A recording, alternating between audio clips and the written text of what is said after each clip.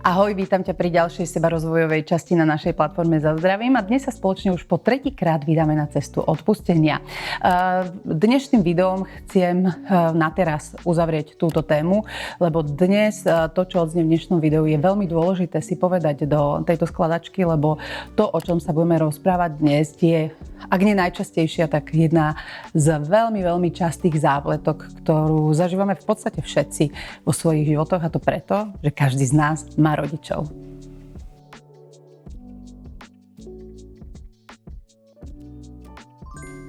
Tak si povedzme, čo je dôležité povedať si v téme rodičia a odpustenie. V prvom rade to, že do 18. roka života deti sú malé a rodičia sú veľkí. A toto, ja to tak hovorím, že my si každý musíme, používam slovo, že odsrať svojich rodičov, čiže my naše deti nás, a proste musíme to nejako tých 18 rokov vydržať tak, ako nám je dané, lebo ako deti veľa tých možností nemáme. Čiže od narodenia do 18. roku života, hoď môžeme byť vyšší už v nejakom 17. 18. roku ako naši rodičia, ale stále sme oproti ním mali. Je to dané aj právne, je to dané aj energeticky, proste do 18 rokov života rodičia sú za nás odpovední a v podstate oni dávajú tie hranice a pravidlá. Čiže tam je veľmi dôležité vedieť to, že rodičia konajú vždy najlepšie, ako vedia, na základe toho, čo sa naučili, čo im bolo dané, čo im nebolo dané, čo zažili a zároveň čo nezažili, čo počuli a čo nepočuli. A to je to, čo my veľakrát potom už v dospelosti aj chceme, aby nám dali viac alebo hovorili iné veci. A ten základ hneď na začiatku je si uvedomiť, že každý rodič koná najlepšie, ako vie. A to už je ten rozdiel, s tým sa nemáme uspokojiť, lebo my si musíme zodpovedať, či chceme byť rodič vedomý alebo nevedomý. Vedomý, že začneme meniť tie naše traumatické vzorce správania, presvedčenia, alebo buď ostaňme nevedomí rodič a povieme si, však konáme teda najlepšie, ako vieme a je to v poriadku. A naozaj konáme mnohokrát traumaticky, veľakrát tam býva agresivita, násilie, ale my si to ospravedlníme tým, že však konáme najlepšie, ako vieme. Toto nie je úplne tá zdravá cesta. A nie je to ani tá cesta, kde vlastne, keď sa nám bude robiť na konci života to ščítanie, za to dostaneme nejaké svetlé body, práve naopak. Ale tá podstata, že konáme vždy najlepšie, ako vieme, sedí. Ale veľmi dôležité je povedať, že my sa musíme rozhodnúť, že či chceme byť rodič vedomý a teda meniť to, ako sme boli vychovávaní, meniť tie naše vzorce, alebo chceme byť rodič nevedomý a len tú traumičku, rodinu a individuálnu takto posúvať ďalej systémom padajúceho hovna na naše deti. Takže rodič je veľký, dieťa je malé, naozaj do 18. roku života máme minimálnu šancu niečo zmeniť. My to meníme tým, ako deti, že si hľadáme stratégie prežitia, stratégie toho, čo mi funguje, aby som dosiahol svoje. Niekedy je to svoje ísť von, niekedy je to svoje, že dajte mi všetci pokoj, chcem mať kľud. A tie stratégie prežitia sú rôzne, od toho, že kričím, až po toho, že som ticho, zavriem sa do izby a 20 hodín denne pozerám do kníh a nejako sa to snažím vydržať do toho veku, kedy budem mať 18 rokov plus 1 sekunda, ako ja hovorím. A to je presne ten moment, kedy už môžeme odísť z domu a kedy začíname mať, ešte možno nie de facto, ale určite z hľadiska tej možnosti, že už nám je to aj právne dané, život vo svojich rukách. Prečo? Lebo môžeme od rodičov odísť.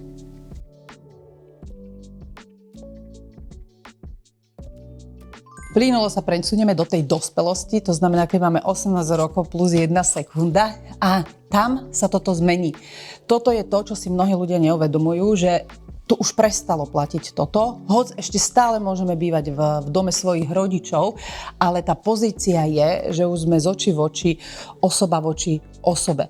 A poznáme 3-krát musím postarať sa o seba, postarať sa o svoje deti do 18. roku života a o rodičov, keď sú bezvládni, aby dôstojne dožili. To sú naše jedine 3 aktívne musím, ktoré keď si neplníme, tak dostávame ten pomyselný trest v zmysle toho, že ten život nežijeme v radosti, ľahkosti a spokojnosti, lebo toto je to, za čo sme zodpovední, či sa nám to páči alebo sa nám to nepáči. A voči rodičom máme už len jedno musím. A to je postarať sa o nich, keď sú bezvládni, aby dôstojne dožili. Žiadne iné muslim voči rodičom nemáme. My nemáme žiadnu povinnosť chodiť k rodičom na kavu, keď sa nám nechce. My nemáme žiadnu povinnosť s rodičmi tráviť čas, keď sa nám nechce, keď sú pre nás toxickí. A to je to, kde vzniká mnoho zápletok, lebo rodičia aj často používajú tie vety, že ja som ťa vychovala a pozri sa, čo za to mám. To znamená, že prichádza citové vydieranie a to mnohé deti nedávajú a potom lojalitne začnú rodičom vyhovovať, ale to je téma iného podcastu, ináč sa tomu venujem aj v podcaste 17, zamotávam sa vo vzťahoch, ten je celý o systémike, ale v tomto kontexte odpustenia je veľmi dôležité iba to, že v 18 rokoch života sa táto poloha mení na túto. To znamená, ja som dostala nejaký ten batoh, alebo dostala, mám nejaký ten balík do života, to niečo ma rodičia naučili, niečo ma nenaučili, to, čo ma naučili, niečo z toho je zdravé, mnohé z toho býva nezdravé a už sa s tým musím popasovať sama. Ale nie, keď sa vrátime k tomu videu, myslím, že to bolo odpustenie 2, tam tá pozícia hore-dole, kde sme to mali z hľadiska toho ega nakreslené, tak tu sa tiež stiera a už stojíme človek voči človeku. Ako náhle bývame s rodičmi, áno, musíme rešpektovať pravidlá domácnosti, čiže kým žijeme v dome svojich rodičov, my musíme rešpektovať pravidlá svojej domácnosti ako systému, v ktorom žijeme. Takisto ako keď sme v hoteli, tak musíme rešpektovať pravidlá toho hotela, ktoré má. A keď má hotel, ja neviem, nejaký bonton, že sa na raňajky chodí v dlhých nohaviciach a v šatách, tak tam nemôžem chodiť v teplákoch. Čiže to je úplne to isté, že či je to rodič alebo nejaký systém, do ktorého vojdem. Ale tá poloha napriek tomu, že žijem s nimi v jednej domácnosti, je táto. A zase len pri tom, že je veľmi dôležité, či je ten rodič vedomý alebo nevedomý. No a tu už platí to, že my nemáme čo rodičom odpúšťať. Veľa ľudí sledujem, že je nastavených na to odpustenie, že máme odpustiť našim rodičom, že nás trieskali, že po nás kričali, že sa o nás nestarali. Samozrejme, oni nám dali aj tie veci, ktoré boli príjemné, ale my vlastne vidíme veľakrát tie nebenefičné, tie traumatické veci, ktoré sme dostali do toho nášho batoha. A tie vlastne s tými sa pasujeme. To sú jedny z tých našich asi aj najväčších traum, s ktorými tak prechádzame životom. Aj taká nejaká línia hovorí o tom, že my máme rodičom odpustiť. A toto je to, kde to ide mimo, lebo keby sme im odpúšťali, tak my sa postavíme nad toho rodiča a ideme mu, ja tebe odpúšťam. A to už nám nebude energeticky fungovať, lebo jediné, kde nám to funguje, je táto poloha. A to nie je poloha odpustenia, že ja tebe odpúšťam, vidieť predošlé video, ale to je tá poloha toho odpustenia od seba, prestrihnutia toho káblu. A to sa dá len prijatím tej skúsenosti. To je bod A. Hej? Čiže to prijatie skúsenosti, to je to, o čom sme sa bavili v minulom videu a tu už vidíte, že tie videá na seba nadväzujú, lebo tam my musíme urobiť to, že pozorujeme, že teda niečo máme, spracujeme bolesť. Pozor, v prípade rodičov neplatí toto C-čko, je tam veľké X-ko, pozri si to na obrázku k tomuto videu. My nemôžeme v tomto prijať zodpovednosť za svoj podiel viny. My ako deti nemáme žiadnu vinu, my sme proste deti, sme hodené do systému, takisto ako naše deti sú hodené do nášho systému a proste to musíme v tom systéme nejako dať. Čiže my nemáme žiadny podiel viny na tom, čo sa nám v tom detstve stalo. My sme boli deti, od toho sú tu rodičia, aby vychovávali svoje deti, dávali im hranice, pravidlá, traumatické versus netraumatické. Od toho my čím skôr si uvedomíme, že potrebujeme so sebou pracovať, tým lepšie, lebo tým menej nezdravých vecí učíme naše deti a tým zdravšie prostredie vytvárame, tým zdravšie hranice dávame. Ale pozor, my ako deti nemáme žiadny podiel viny na to, čo sa dialo prvých 18 rokov života, alebo to, že dieťa niečo rozbije, alebo to, že dieťa zaklame, to, že dieťa hľadá nejakú stratégiu prežitia, je úplne normálne. Takže bod číslo, alebo písmenko C v tom odpustení neplatí pri téme rodičia. Naozaj my nemáme žiadny podiel viny. Pozor, prečo to tak prizvukujem? Je to obrovská zápletka a častá zápletka mnohých ľudí, kde deti vedia pod vplyvom toho, že rodič sa mu sťažuje, že aký má na hovno život, že nemá peniaze, že je jeho otec debil, že je jeho matka kráva a ďalšie veci, lebo áno, toto sú všetko veci, ktoré my, alebo respektíve ľudia vedia deťom hovoriť a dieťa potom tam cíti ten svoj podiel viny. A ako sa volá ten jeho podiel viny? To je, že nemal som sa narodiť, ja za to môžem.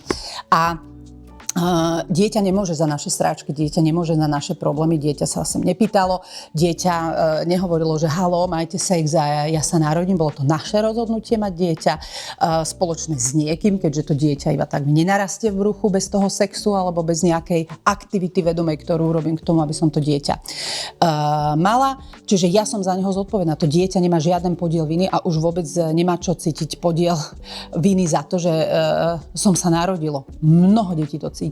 A je to a je veľakrát nevedomá zápletka v tom, že človek ani nevie, že to tak má a keď s tým energeticky pracujeme, tak zrazu to tam je, že Ježiš, ja za to môžem. Nie, my nemôžeme za to, čo sa dialo prvých 18 rokov života, tak ako naše deti nemôžu za to, čo sa dialo alebo deje prvých 18 rokov ich života, za to sme zodpovední my, rodičia, video zodpovednosti, za to si musíme prebrať absolútnu 100% zodpovednosť. Hej? Čiže pri odpustení platí Ačko, pozorujeme, platí Bčko, spracovanie bolesti, platí Dčko, rozhodnutie to pustiť a potom tá akcia púšťania, hovorím, k tomu máte celé separé video, ale neplatí písmeno C. Ja nepríjmam žiadnu zodpovednosť za to, že čo sa prvých 18 rokov života stalo. To je vec len a len rodičov a toho, ako uchopia, alebo ako uchopíme tú výchovu, tie hranice a tie pravidlá.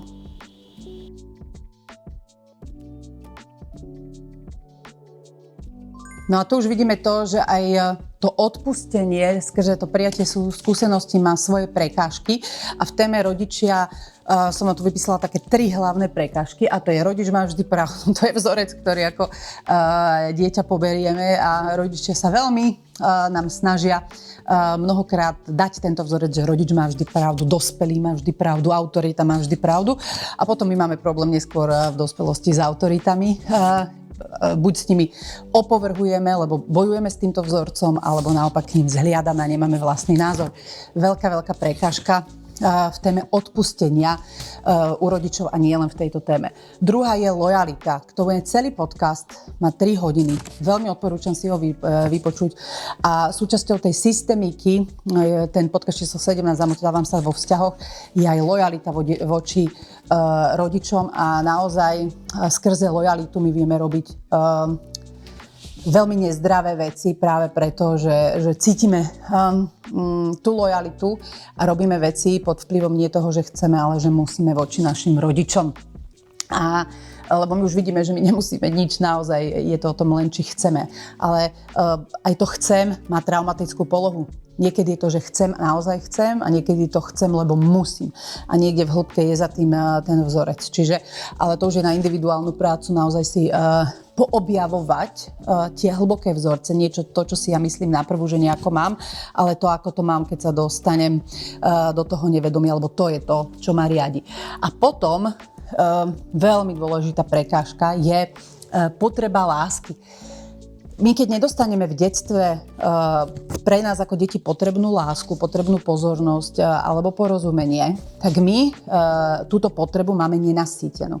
A my ju potom dosycujeme v podstate celý život. Dosycujeme ju skrze partnerov, že si hľadáme mamu alebo otca ako partnera alebo partnerku. A ten vzťah nie je úplne zdravý, lebo my sme v tej polohe, že chceme si dosycovať tú lásku, ktorú sme nedostali. Čiže ono sa nám to odráža aj do vzťahov a zároveň aj u rodičov ja som naozaj veľakrát videla a to veľa nie je prehnané, kde deti sa dostali do niečoho, čo označujeme ako choroba. Videla som to často u rakoviny, kde zrazu ten rodič má o to dospelé dieťa záujem a to dieťa s nejakou, ale dospelé dieťa s nejakou chorobou alebo aj vážnou diagnózou a nie priaznivým zdravotným stavom, je jedna jeho vnútorná časť je spokojná, lebo zrazu ten rodič o ňoho má záujem, zrazu tá mama alebo otec tam je, zrazu chodia na návštevy, zrazu sa starajú, zrazu robia všetko to, čo nerobili predtým, a to je prvá vec, o ktorej sa s nimi bavím, je, že tento benefit musíte pustiť. Toto naozaj nie je niečo, čo máme chcieť, z čoho sa máme cítiť dobre, v tom nepriaznivom zdravotnom stave, ktorý je mnohokrát až život ohrozujúci. Takže pozor na tú potrebu lásky, my si ju potrebujeme dosytiť inak, potrebujeme si ju dosytiť skrze cez seba a nie zvonku v tej dospelosti, či je to rodič, alebo či je to partner, alebo či je to partnerka. Lebo tuto, keď ideme do hĺbky, naozaj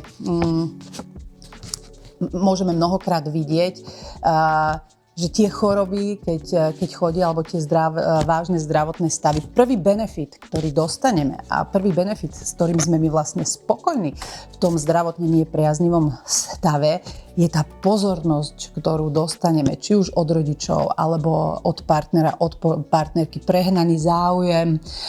Zrazu máme tú starostlivosť, ktorú sme dovtedy nemali, a vtedy sa nám to odpustenie nevie udiať, lebo vtedy my sa vlastne dosycujeme. A nabieha tam úplne iný mechanizmus. Takže ja som to tu len vypísala, o tom by sa dalo teda dlho hovoriť, aj vlastne z iných uhlov pohľadu, ale z pohľadu toho odpustenia, ktorému sa venujem dnes v dnešnom videu, tak tieto 3 prekažky si treba uvedomiť, že rodič má vždy pravdu, veľmi silný vzorec. Ako my už ho ani nevnímame potom ako vzorec voči rodičom, ale ako voči autorite. Lojalita, proste musím, lebo je to moja mama, musím, lebo je to môj otec, musím, lebo ma vychovali, musím, hej, alebo mal by som. To je to, čo mi hovorí, že mám veci robiť, ale ja keď robím hociakú vec, pretože musím, alebo mal by som, tam už treba zbystriť pozornosť a začať si sledovať, že ktorá moja časť mi toto hovorí a čo ona má vlastne za tým, pred čím ma chráni. A ona ma veľakrát chráni aj pred tým, že keď ja som vyhovela tomu rodičovi v tom detstve, napríklad som sa stiahla do izby a bola som ticho, tak bol kľud a vtedy bolo všetko OK. Takže vždy sú to len stratégie prežitia. No a tá potreba lásky, o tom sme si povedali. Takže na to prijatie skúsenosti potrebujeme prejsť tým vedomým procesom, o ktorom sme si hovorili, ale pozor, písmeno C alebo bod C neplatí. No a na to prijatie skúsenosti my potrebujeme pustiť benefity, už sme si to hovorili pri tom nepriaznivom napríklad zdravotnom stave a mnohé iné benefity, ktoré máme tým, že sa držíme v tom, že rodičom neodpúšťame a sme na nich nahnevaní a tak ďalej. Potrebujeme vidieť prínos a zmysel toho, že sa to tak dialo. Pozor, nie, že sa mi to v detstve dialo, ale že sa to dialo. A to už sa dostaneme k tomu vyššiemu princípu a cítiť vďačnosť. A preto je tu slovo paradox, lebo ono je to vlastne paradox, že keď niekoho rodič trieskal, mlátil, hej, zažíval napríklad fyzické násilie v našej ére, bitky vojenským remeňom alebo varechami, alebo čím prišlo do cesty, bol štandardný výchovný prostriedok. A vôbec to nejde nejakým vedomým rozhodnutím vidieť prínos a zmysel toho a cítiť v podstate vďačnosť. Je to taký,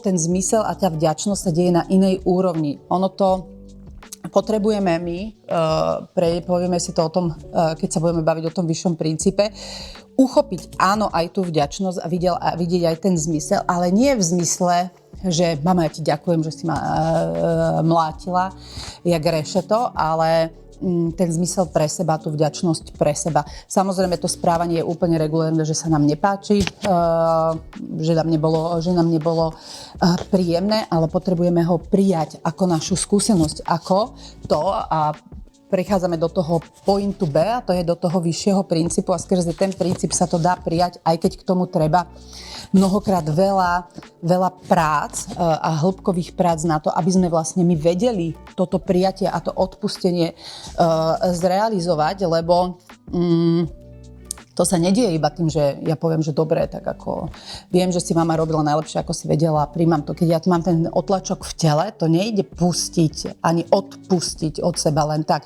Treba na to veľa práce.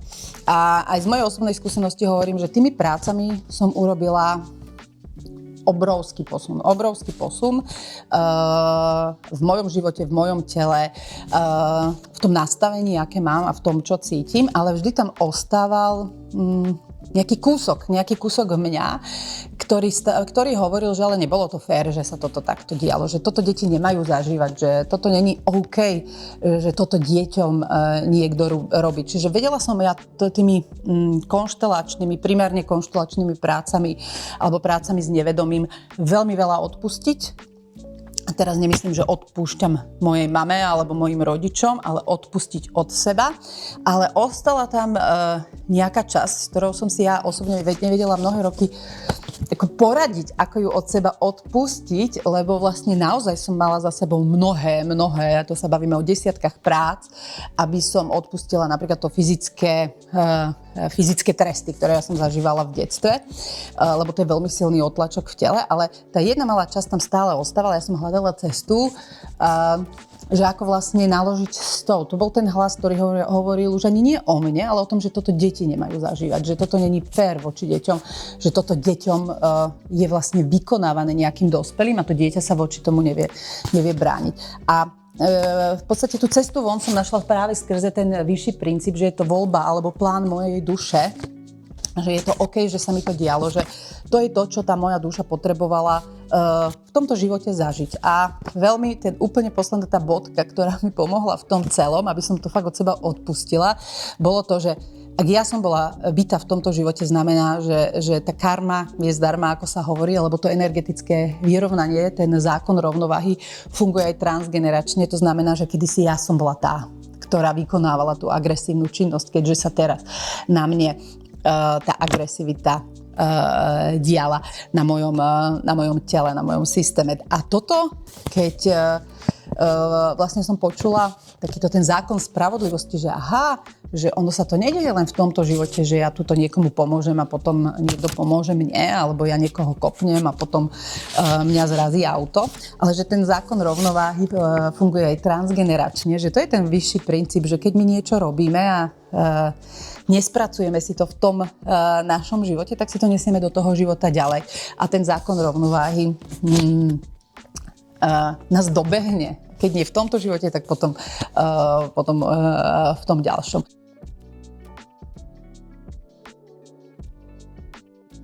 Takže toto bolo to, čo mi naozaj veľmi pomohlo práve v tom, aby som to od seba pustila. A to je to uchopenie toho vyššieho princípu, že tá duša moja si túto skúsenosť vybrala, že si vybrala presne takých rodičov a si sa rozhodla zažívať to. A už sa tu dostávame k tým posledným 2 bodom na tabuli, že ono je na nás, že či my sa rozhodneme v tomto živote, ktorý teraz žijeme, pre ten neposun alebo pre ten posun.